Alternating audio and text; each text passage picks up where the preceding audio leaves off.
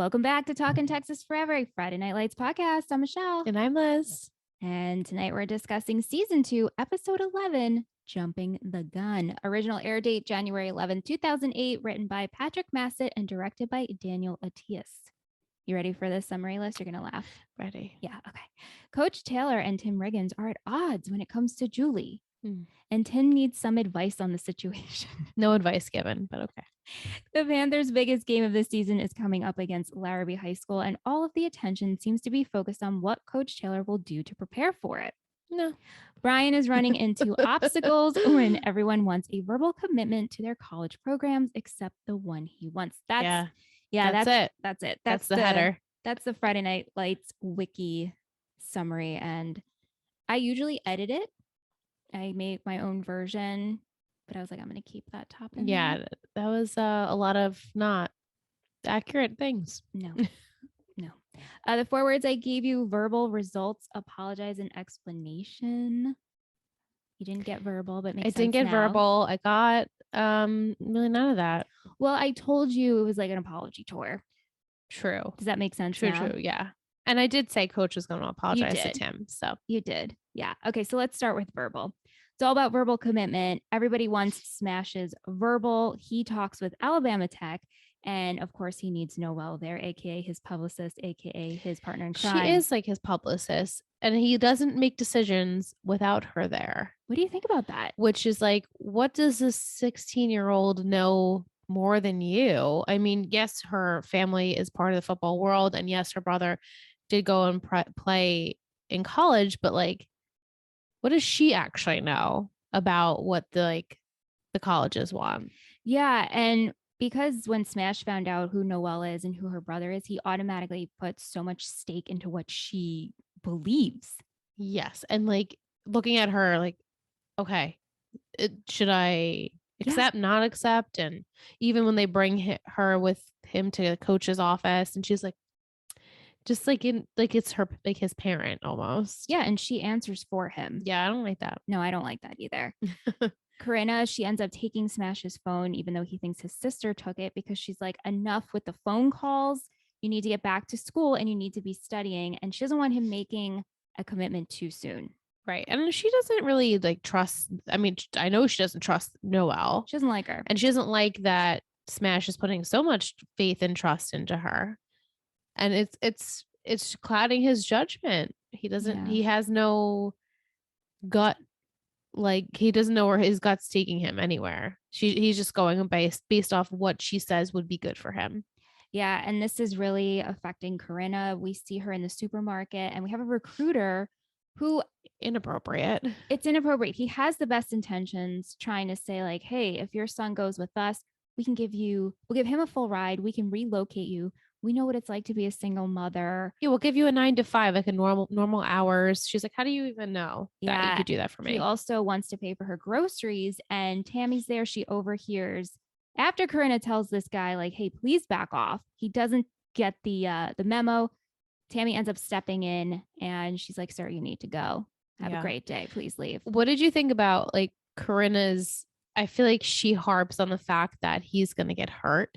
She said this multiple times because she's seen what could happen. Like, we all watched Jason Street, what happened with him. So she's afraid that if for something, even if he obviously hopefully wouldn't get as injured as badly as Jason, but like, what if he did break his ankle and then he can't play for the rest of the season? Does he lose his place on the team? Will she lose her house? Will she lose her job? Like, she's just thinking about the future. And I think she's being very obviously smart about it.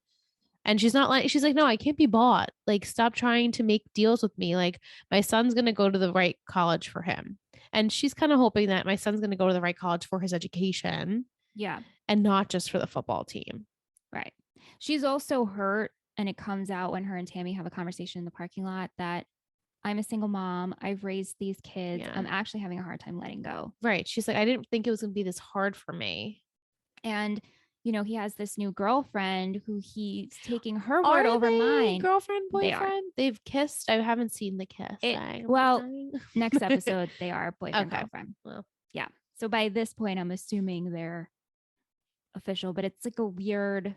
It's weird. It doesn't, like, they hugged on the way in. Yeah. So that's why I didn't like automatically think that they were together. But Yeah. In the hallway in school, Matt wants to know if Smash, he barely gets these words out. the marbles in this kid's mouth is, I said, he is literally the Chuck Bass of the Total Betty. The Total Betty network has some people that don't open up their mouths and speak. Chuck Bass, one of them. Matt Saracen, the other one. Matt, we've said it over and over, just has marbles in his mouth. Chuck Bass, I just couldn't No, he just understand. Yeah. Anyway, Matt wants to know, Smash, have you heard from TMU? Right. And we have this scene in the hallway where we have Chip, who plays on the Lions, and he says, I got into TMU. He's like, are we going to be teammates or what? Right. And Smash says, I actually gave my verbal to Alabama, which is interesting on that. Right. Like, I don't really know. Is Alabama supposed to be a better football school than TMU? To me, it seems like TMU is like the number one. I don't know. Like it's hard to tell. They're not giving like stats that I'm like following. Do you know what I mean? Yeah, of course. But here's where this comes in, because when Coach sits down with Smash and Noel, he gives him the stats of Alabama. Like, sure, you can go there, but we have players who are still sitting on the bench after 3 years. We have players who are not even thought about when it comes to NFL. Right. They're not going to be pro like what you want. Right. And so you can go to a team and go play for a school that actually wants you now, which I love this because it shuts them up. And Noel's like, oh, like I don't know everything. So thank you. Yeah.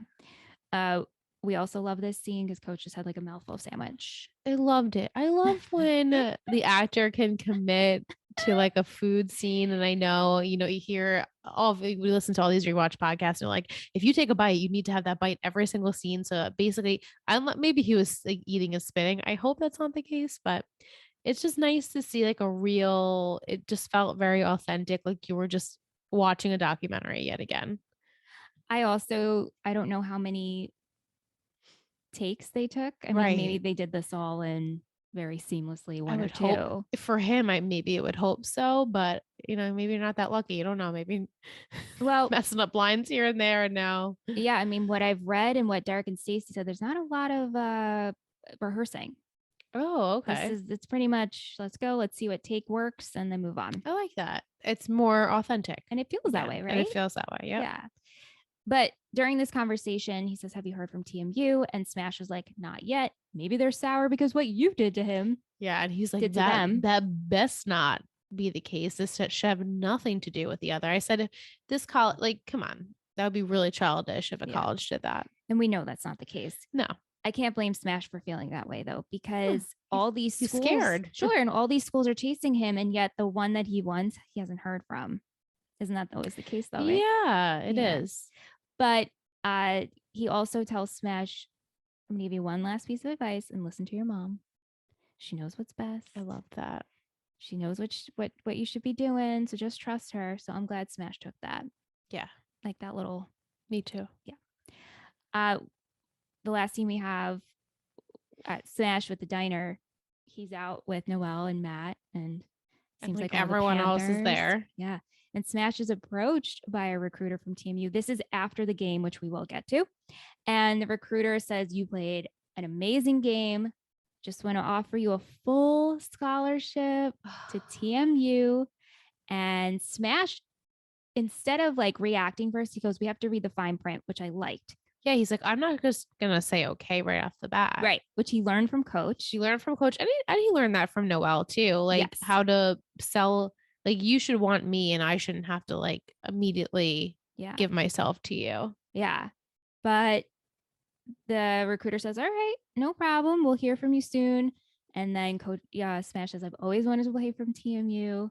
And he goes, is this your verbal? And Smash is playing for the U, baby. Yeah. I got a little choked up, ladies and gents. I know. And then he hugs Noel, hugs a couple other teammates and goes, I got to go tell my mom. I love that. I know. Got to run home to mama. And so he walks in with a bouquet of flowers. Also made me cry. And Corinna, she goes, you better take those shoes off. She's like, I just cleaned that floor. But he says, because she doesn't even she doesn't look up yet, and she's like, oh, okay. Yeah. And he says, I got accept. I gave my verbal to TMU. And she says, is this what you want? And he says, yes. And they cry and they hug and I cried and Oh you my god, cried and even we you all summing cried. it up is like making me I tear up again. know. Just was really sweet and heartfelt, and like I think Yeah. at the end of the day they both felt like it was the right decision for them as a family and for Yes. her kid, and I think she understood like, okay, he did hear me. Yeah, but this was like just a heartwarming scene. And I always love the scenes with Smash and Karina. Me too. Will and Kate, they both want to know, what is your prediction? What is Smash's football future end game? He's got to go pro. It's like it's built into the show, like every season so far, and every time we talk about Smash's future, like that's it. I don't hear that from any other kid so far. I mean, I know he's the only technical senior on the team right now, but we don't really hear that from Matt, from Tim. I mean, Landry, but we didn't even see Landry this episode. So we don't really hear like future plans, but we very much focus on Smash saying, no, I need to become pro. I need to make money, need to help my family. Like I see that as his path. If anyone out of the show makes it pro, it would be him. Do you think we're going to see it happen? Yeah. If not, we go like in the last season, like a typical flash forward and he's playing for an NFL team. Okay. Kate also says, I thought it was interesting that they mentioned that he and Chip will be teammates. Right. I hope we don't see this kid again. Do you think we'll see anything there? Or is Chip on the island? No, I think Chip might not be on the island, but I think I don't think my stomach is like going crazy. I don't think we're going to like focus in on Chip as a character. I really don't. If we are, I'm going to be very surprised. I don't remember. I feel like we just use Chip as a pawn. That's it. In this story. It's just to make the story. In this particular, yeah. For Smash. Right. Let's move on to results. Okay, so Shells. She got a results from her real estate exam and she passed, which is super exciting. Good Everybody's impressed. And she wants to just take everyone out to dinner. And coach is like, well, hold up. We got to figure out your future. He was cracking me up. And honestly, I felt like we were getting like played. I thought maybe she like looked at it, saw that she didn't get in, and then like kind of made it like, I got in. And then we were going to like spiral from there. But luckily we didn't. We spiraled in another way. Yeah. But I'm glad that she actually did get in. She wasn't lying. What did you think about her idea of putting in another phone line, just $9 a month? Just $9 a month for her and Julie to share. And Julie was like, yes, please. I would love to have my own phone line. I thought that was super cute. She was thinking about the future, but also thinking about the future of her just living in their house. Yeah. Well, I feel like it's been an ongoing, every week we see them get a little bit more agitated with her. Yeah. Definitely. Which is natural. Definitely. It's been a while. It has. Gracie Bell's like, I don't know, like 2 months, maybe 3 months at this point. Yeah. She holding her own head up. Yeah, she's like 3 months. I mean, I don't know. But yeah, the aging and timing is weird. I'm sure. It's because next week we discuss some things. I'm like, does this make sense with aging and the baby? But Tammy has had it ultimately with Shells. And the final straw was she bought a carton of eggs, spilled all over the kitchen floor. And so Tammy has to go into the garage. We have this siege. She has to grab paper towels. And Coach, as we know, his office, Coach Dickies has been using. So he's using the home garage as his office, trying to get plays and figure out how he's going to win Friday's game. And so Eric, he ends up trying to watch game on the TV. He's watching his tape and it got taped over by The Office, which Shelly, oops. So funny. I didn't mean it. As soon as I heard, I was like, what? They're going to watch The Office? No. In the show? Yeah, that was funny. Yeah. Inconsiderate. Careless. The eggs thing, at first I was like, okay, she dropped a carton of eggs. Don't need to like kick her up. And then like she looked at them and went into the other room. That was a little wrong. Right. Not to clean up the eggs that you just dropped all over the floor. Yeah. And she also says, oh, the blow dryer broke. It's the only one in the house. Right. She's just very klutzy, which like I can relate to that. I would definitely like go to my sister's house and I probably would break the hair dryer too. That's just like my like I'm like a bull in a china shop every time I'm anywhere. Yeah, Yeah. just ask anyone. I'll break whatever you have in your house. You haven't broken anything here yet. No, but I like spilled things. I mean, we all spill things. She's just being nice. No, it's true though. But what ends up happening is Eric snaps. He asks her how she taped over the game. Mm. She says, "I didn't realize. I'm sorry." And he goes, "Do you have any care? Any plans of moving out? Well, not only that, but do you have any care for personal space? Do you have any care for your personal surroundings? When are you moving she's out?" like, okay, I'm catching on. Thanks so much. Vic wants to know, has anyone ever taped over something you had? What made you lose your shit if it was erased? What would make you lose your shit if it was erased? I mean, back in the day, yeah.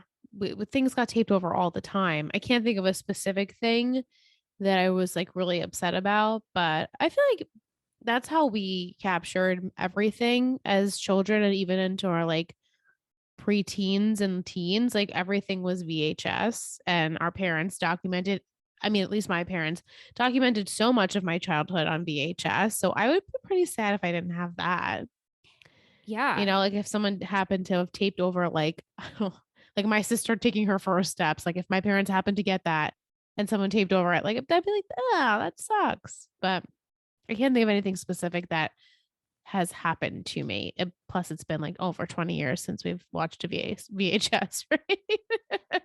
Maybe a little less, but Krista's mom taped over when we met Frankie Muniz. no. So that's kind of a bummer. No, and you remember that, obviously. We have pictures, but she taped over that. And I'm pretty sure she taped over some of our movies that we made from childhood. That sucks. Yeah.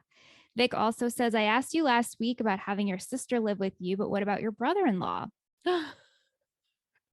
My brother-in-law, living with me, yeah, whatever, we make it work. I have two. I could live with one. The other one, we have three. Oh shit, I do have three. Oh wait, yeah, you have three. One of them you can't live with. Absolutely not. And I won't name names. No, we will be nice here. I only have one brother-in-law, so you guys will know. Yeah.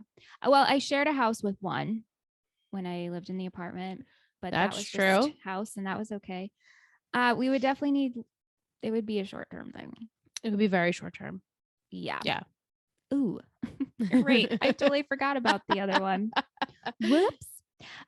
Tammy and Eric, they have the discussion over Shelly, and obviously she's upset. She's like, hey, I wish I was the one to have kicked her out. Right. Like she would have let her down graciously. Yeah. What did you think about how he retold the events? Well, he said, I made a suggestion. She finished the rest. I'm like, well, no. You really went in on her. Like, no personal space. Like you weren't like, so let's have a conversation about like where you're gonna live.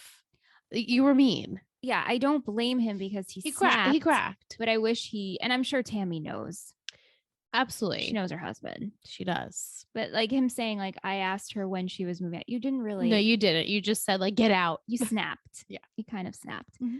But they end up having a conversation before the game. And he apologizes and he says, I'm going to give her a call and invite her back. And also, Tammy's concerned what they're going to do with Gracie Bell. And he says, it's not a problem. It's not a burden. This is our gift. Which is great. I love that he said that. Yeah, me too. He's definitely not going to call her to come back, though. He'll call her to apologize, but he wasn't going to beg her back. Yeah. And he's like, it's been great. It's going to be good to get our life back. And Tammy's like, yeah, I definitely agree. Yeah. And she also says, which I absolutely feel this about my sister, nothing hurts more than upsetting. If my sister is upset, as irritating as she is. Right. Like, I don't want to be the cause of her sadness. Yeah. So Tammy and Shelly meet. Tammy brings some classifieds of local apartments and condos that are for rent. And Shelly's like, I'm actually going to Dallas. I can't make it here in Dillon. How far is Dallas from here? Do we know? From Dillon? Because Austin, TMU was in Austin, right? Mm-hmm. And that was he was on a plane. Yeah. So that was I don't know. It's okay. We don't know logistics. We're not going to try. Kate pretend. says, did you notice that in the scene when Tammy met Shelly at the cafe, she was wearing the shirt that Shelly was wearing at the beginning, which said she was too tight and sexy for Oh, her? I did not Yeah, notice. I did notice this. I thought that was a fun detail, and it was definitely tight and sexy. Both sisters look great in that I'm shirt. sure they did. They both look good at anything. Yeah. Let's move on to apologize. Okay, so episode opens. Julie wakes up hungover from the night before, and Coach comes in and apologizes to her for letting Riggins stay in the house. Like, it was my bad, my mistake. I should have like okayed it with everyone first. Yeah, and he says, if he looks at you at school, you let me You know. let me know. And she's like, okay, Dad. I'll take care of this. Tim has nowhere to go, so he ends up sleeping in the locker room. Coach finds him and he's like, you can't be here, which we know, where's Tim gonna go? Where's he gonna go? And Coach is already pissed. So Tim goes home to find the house is a mess and in shambles. Disaster. There's an eviction notice. We can't find Billy. Yeah, where the hell was Billy? Yeah, Nobody knows. knows. Where was Billy? And Julie finally musters up the courage to go apologize to Riggins. She starts there first, and he's completely charmed by her in a very sweet way. It's not in a bad way. Liz, and I read this completely different. I didn't I know I didn't think he was like smitten with her. No, just charmed. Just like, kind of like, you're sweet, Julie, kid. Julie, like you have so much to learn. Kind of like I'm your older brother, but Yes, even though exactly. but just seeing the smile on that man's face, that boy's face, because he's technically a boy. He's heartbreakingly beautiful. Heartbreakingly. What did Anne say? It's not fair. It's not fair to have all of that or have so much or something. Yeah. Yeah. Because, you know, even the man can appreciate the beauty of this man. And it's it hurts in so many ways to But I liked how he's just like, it's all right, Julie. We're good. It's okay. You don't have to do that. And then like Coach is like, you're such a good man. right. I was like, wow, here we go. Yeah. Well, Julie, before the game, she finally comes clean to Eric and says, I really need to talk to you. It was all my fault. He actually saved me. Did Coach know that she was drunk, or he just thought that they were like gonna hook up? Like what he saw, like No, was he didn't know she was drunk. Okay, so nobody knew she was drunk. Okay. Nobody knew she was drunk. And also convenient thought that Tim was gonna hook up with her. Right.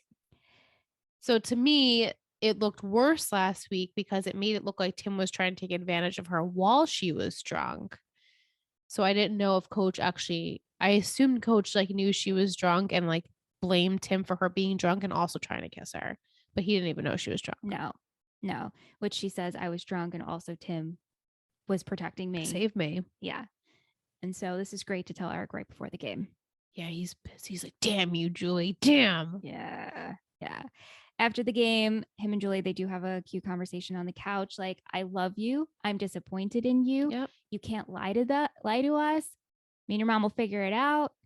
But we understand people make mistakes. Capiche? Capiche. It was great speech. He's a good father. He does good fatherly things. There's some other things I don't think I agree, but he is a very good father. He's a very good father. It's cute though. They have a movie night. Yeah. With Tammy and the baby. Vic says, what movie would be your perfect choice for the night?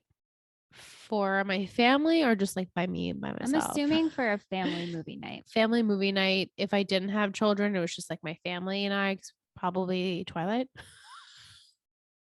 If I'm just being honest, it'd be my sister and I just watching Twilight. And your mom?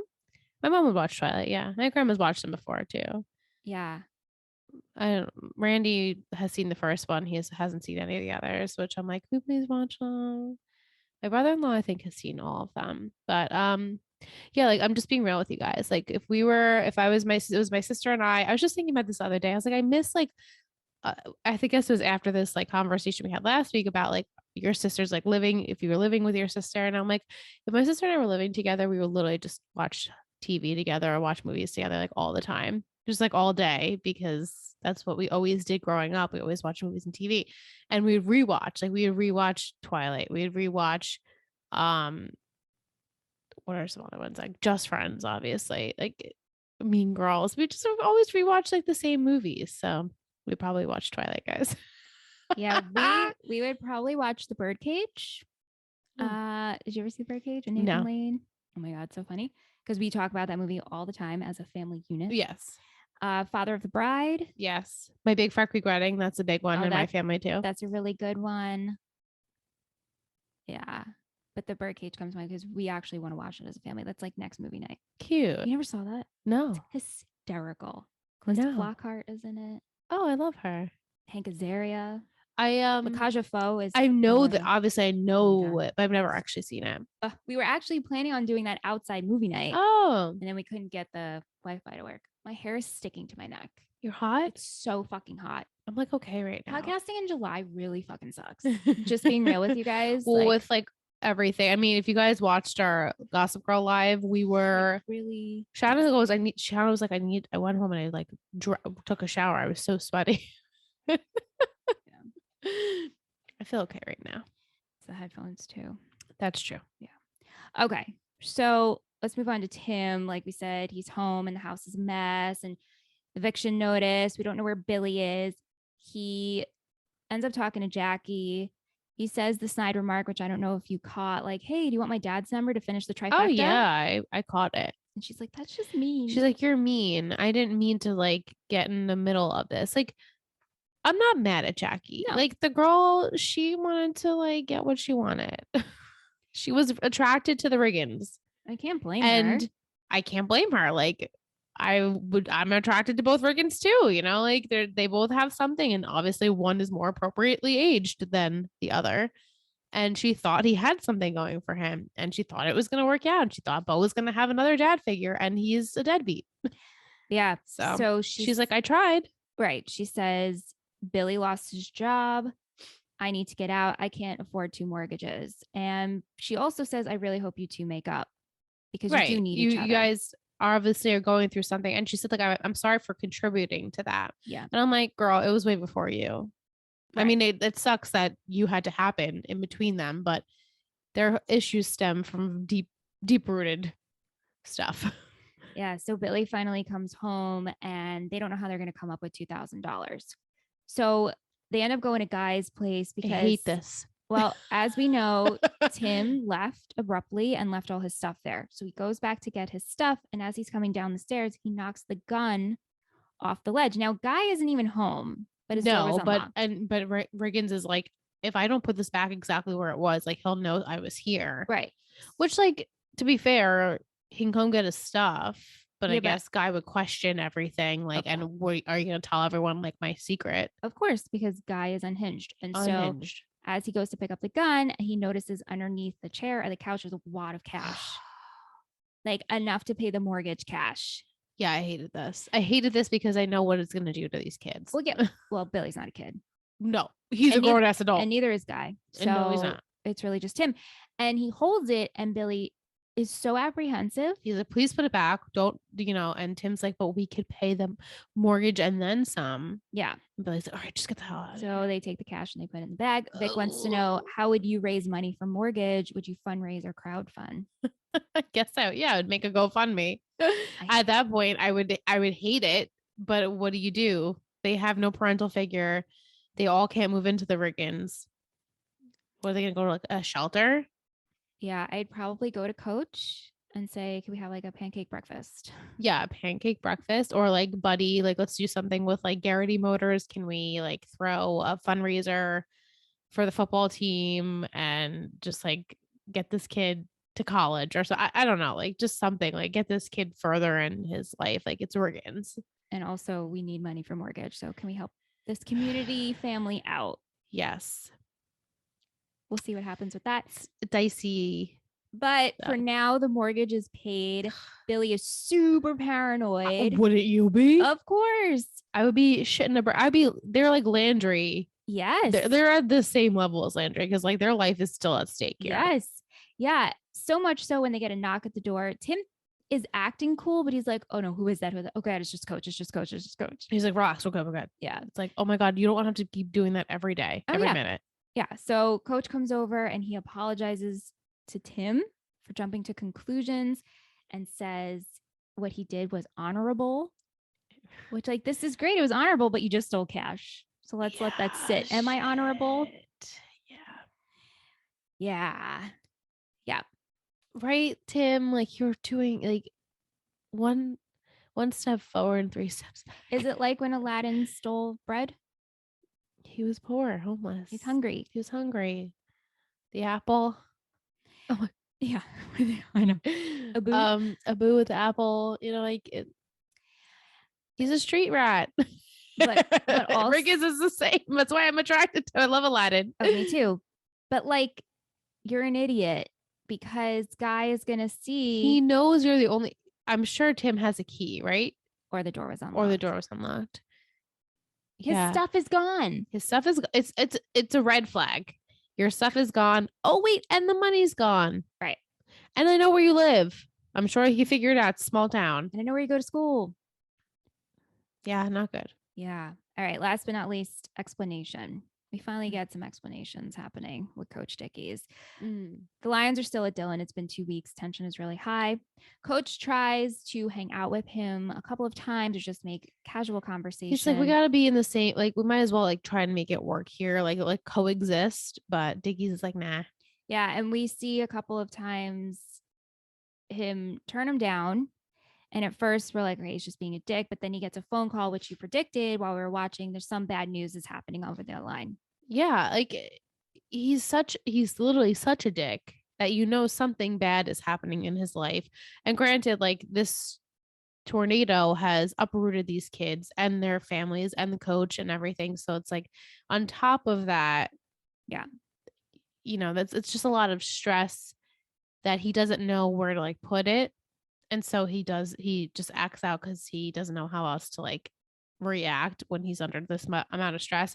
And so then when he hung up, I was like, oh, he just got like some really bad news. Yeah. And so we get to the game and it's neck and neck as we figured, right? Because these are rival teams anyway. Right. They're both good. And so we get down to a final play. Tim is running and in Lion territory and Coach Dickies tackles him.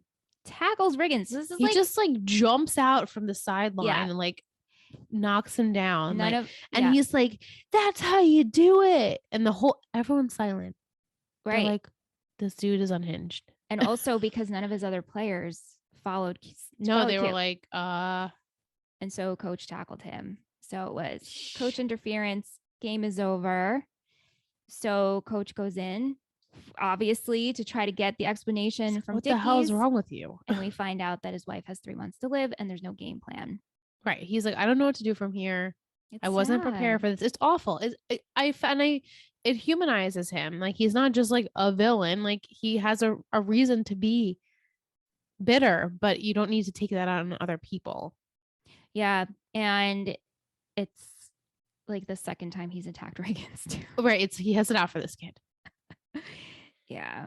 It's not a good look. No. Will has some trivia for us. Oh. Says the guy who plays the TMU coach was at the time not an actor, but in fact the University of Texas head basketball coach, Rick Barnes. Cool. He is now the University of Tennessee's head coach. I know that name, actually.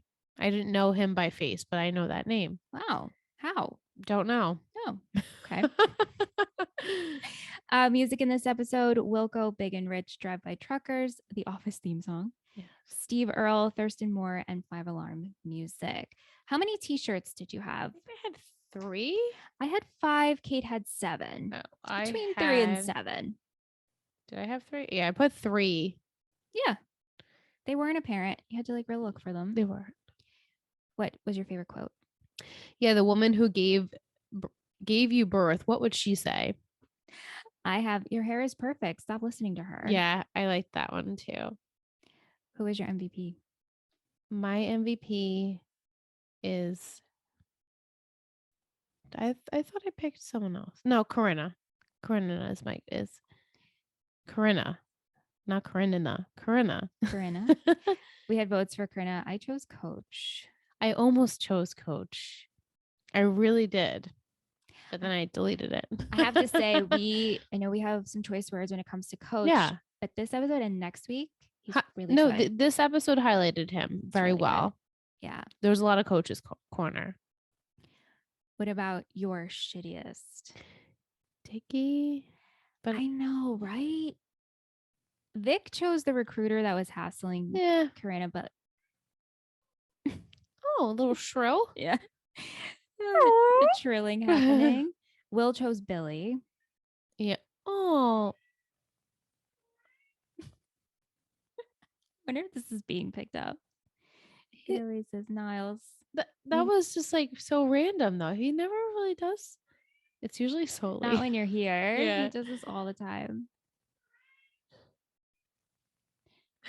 Yeah. Hold for cat. But yeah, I know Coach Dickies, right? But like we understand now, it's hard to pick him as the shittiest. Right. And like he was the only reason why I chose him is because like you never know what anyone else is going through and you need to walk in life still being nice and gracious to other people even though your world's collapsing in front of you. And attacking a kid. And attacking like you don't need to it doesn't make you look any better. No, it doesn't. Okay, let's go over to Coach's corner. What was your favorite moment? It's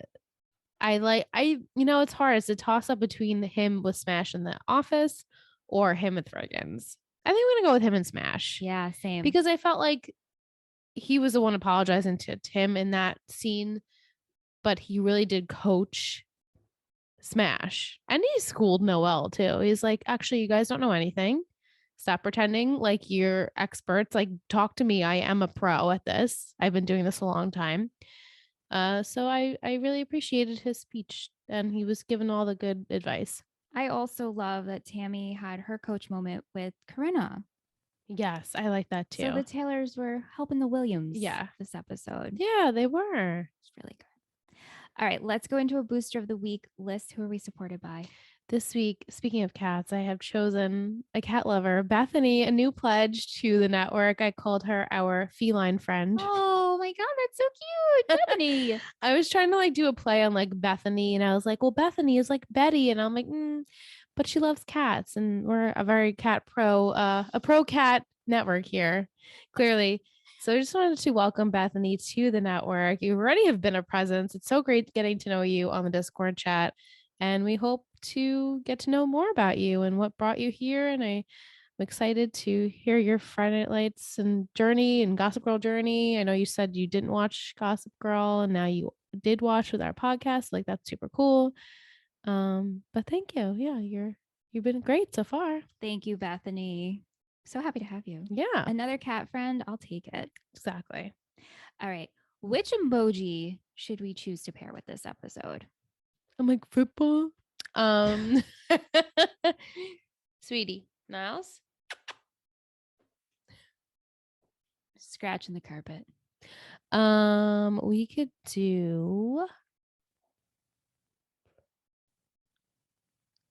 I was gonna say like real estate for Shelly, but not really. Maybe I know I'm like drawing such blanks. Like an eviction or money. Why don't we do the wad of cash? The wad of cash with the wings. Yeah. So what you can do that's funny is stick that in an Apple Podcast review if you haven't already. Thank you so much for those who have rated us 5 stars and left us Apple Podcast review. So sweet. And who have dropped the emoji in the review. We know you're listening. Otherwise, you can take that emoji, stick it in a DM on Instagram, send it in an email, a Discord, Patreon. We just want to know you're listening. And this is a fun way to do so. And it's free. And it's free. It's free 99. Right. Yeah. The money with the wings. Yeah, that's a good one. I love it. All right, Liz, are you ready for next week's episode? I am excited. Ooh, so am I. If you're excited, I'm excited. Yes. Okay. This is episode 12. It is. Holy moly. I said, who? Oh, Spice Girls? Do you think you are? They're not in it, but like I can't read that sentence and not sing Spice Girls. I mean, is it based off of that song? I don't know. I don't think so. No, because it's based off of movies, right? No, I think it's actually things they say in the show. Like, I didn't want to jump the gun. Who do you think you are? Light bulb. That's why none of these freaking titles make any sense. Because it's just a quote from the episode. Okay. I think awesome. so. I think so. That's okay. Okay. 4 words for you to help you predict: bond, radio, friend, and love. Okay, well, I'm going to cheat a little bit. I did see Lila with the headphones, so I'm assuming Lila goes on the radio. A Jesus station, perhaps? Ding, ding, ding. Good job, girlfriend. That was solely based off of the picture I saw for next week. Bond. Who's bonding? Maybe Riggins and Riggins. Riggins and Riggins are bonding. The brothers are bonding again, making their way back to feeling semi-normal with each other.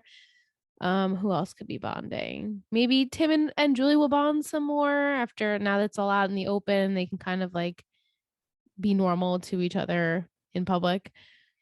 Friend. Friend. That is so vague. Yeah. Who has a friend? You got a friend. I'm going to say this. We get 2 people you're going to recognize next week. Yes. So one of them is blonde. Leans that way. The other one semi-blonde as well. No. Okay. The other one Okay, is cool. not blonde. One leans that way blonde. Okay. I think I know who it is. I don't know what their name is on the show, so I won't predict that. So whose friend is that though? Whose friend is that? Noelle's friend? I'm not going to answer. Okay. You. Well, I'm just like, maybe not Noelle's friend. Maybe it's a friend. Maybe this person goes to TMU and they are like kind of Smash's mentor. No, that wouldn't, you would use mentor. Instead of this, what do you want to happen? What do I want to happen? I mean, we're very close to the end. Right. So what would you like to happen with Julie, with Matt, with Tim, with the Taylors? Like we got like 4 episodes. What I want to happen is not going to happen, as I want, Guy to not figure out that Tim and Billy have this money, but I know obviously he's going to. Oh, is this guy maybe Guy's friend? Guy's friend? I don't know. Billy's friend? What do I want to happen? Okay, let's go back. What do I want to happen for Julie? I want Julie. Wait, can you tell me if Noah's on the island? Oh, when last week when you were like, think about it. Really think about it. I was like, it's fucking Noah. How are you kidding? Are you kidding me though? How did my face not give it away every single week? But are you kidding me though? He's gone. That storyline's gone. I do not go back to it. Floored. But I also predicted, just like happened to be driving, and I'm like, it's Noah. Yes. You dumbass. She's been trying to tell you this whole time. It's Noah. So that's completely scratched. I'm not even gonna go back to that at all, obviously. So I want, maybe Julie is still going to like write for the paper, do really well in school. Where can you give me like an idea of where we're gonna end this in the semester? No, you don't want to give it to me, or you don't know? I'm not sure. Okay. It's funny because I was listening to Clear Eyes Full Hearts today, and they were saying how season 2, they don't even know, like writers don't even really know where they wanted it to end. So take that into account. Like season 2 is weird. Right. Because also it was the writer's strike. And season 3 kind of becomes a reset. I will give you that. So putting stock into some storylines in season 2. I'm going to completely ignore Carlotta and Matt. They're the ones that are going to say love next week though. I'll give you that. But then she's going to go. She's going to be, I love you, but like, I totally got a new job somewhere because I'm going on the island. Like I'm not coming into season 3. That's my full prediction there. Yeah. Julie, like I said, I would love to see her like do something with the paper, keep good friends with Lois, maybe become friends with Riggins. Did we like how thirsty Lois was waving to Riggins as she drove by so she could say her apologies? Yeah. Get it, Lois. Me too. Lois, you are all of us. I don't really know what I want for Julie though. That's okay. Like she's a tough one. Matt, obviously, I want him to, I guess, move on without Carlotta because I obviously don't think that they're end game here. I just said I think she's gonna go on the island. I would like to see maybe I don't know if I would like to see it, but I could predict like Matt and Julie not getting back together, but kind of like making a friendship again. Oh, maybe that's what you mean by friend. I don't know. Maybe. But no, because this semi-blonde boy is gonna come in. You get 2 people though. Just remember. Oh, I said you get 2 people. 2 people you're gonna recognize. you're right. It's okay. Do I know about the other person that comes though? You'll recognize the actor. Yeah, but do I know that they come? Obviously not, because I No. only really know 2 people that come. No. Okay. No. Okay, cool. So you have something to look forward to. Season 2, to me, Friday Night Lights, it's like Mario Brothers 2, Mm-hmm. where you pick up vegetables and throw them, and it's like a weird game. It's fun, and you enjoy parts of it. It could be really frustrating, and it's really hard to beat. That to me is season 2. And like that, in a nutshell, that all makes sense to me. Every show has that like season. It's just weird that it's season 2. Right. Like doesn't need to be season 2. Season 4. Okay. Season 6. Season 6. Season 8. 7, 8, 9. No, But yeah, right. Right. You don't need to have that in 2. And like, granted, I don't know how much they were planning before the writer's strike happened, after the writer's strike. Like, we don't really know exactly. And maybe they do. And obviously, like, I don't know. But where were they going? They don't know where they were going. So how do you film this and not know where you're going? There was one thing, and I won't spoil it, that they wanted a certain thing to happen, and it doesn't happen until later. Yeah. And so this has nothing to do with your current predictions, just like an overall for the show. Right. So they were wanting to do it. So it involves obviously characters that we're with now. Yeah. I mean, it's like a general. Right. Okay. But for what you predicted, you did very well. Okay, great. Yeah. This was really hard. Yeah, of course. And it probably will continue to be. I'm excited for next week, though. You're giving me like some hope. Yeah. Okay. Last but not least, we're going to end with Will's football poetry corner. Everyone's snapping. If you snap, we always ask, let us know. Yeah, please. Verbal commitments. National Signing Day for high school seniors is in February. So the end of football season is the time when players give their verbal commitments to schools recruiting them. Smash struggles with his verbal commitment while Julie has a hard time telling her father the truth about the situation with Tim.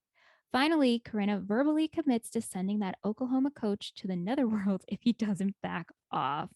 Adorable. Thank you, Will. Verbal commitments. Well, I can't believe we made it this far. These were a short 10 weeks, 11 weeks. I know. Thank you so much, everyone who's listening. We see the numbers growing. So if you're new here, thank you. If you're new and you just found us and you've binged this podcast, please let us know, because that would be awesome if you've made it to this point. Yeah. Just give us a shout out. You can DM us Total Buddy Podcast Network, or you can email us at talkintexasforever@gmail.com. It would be just fun to hear from you if you have just started either your Friday Night Lights journey, or if you just found us and you're doing the journey with us and you're an OG watcher. Like, let us know. I'm just curious. Yeah, we'd love to hear from you, but we'll be back next week for episode 12. Who do you think you are?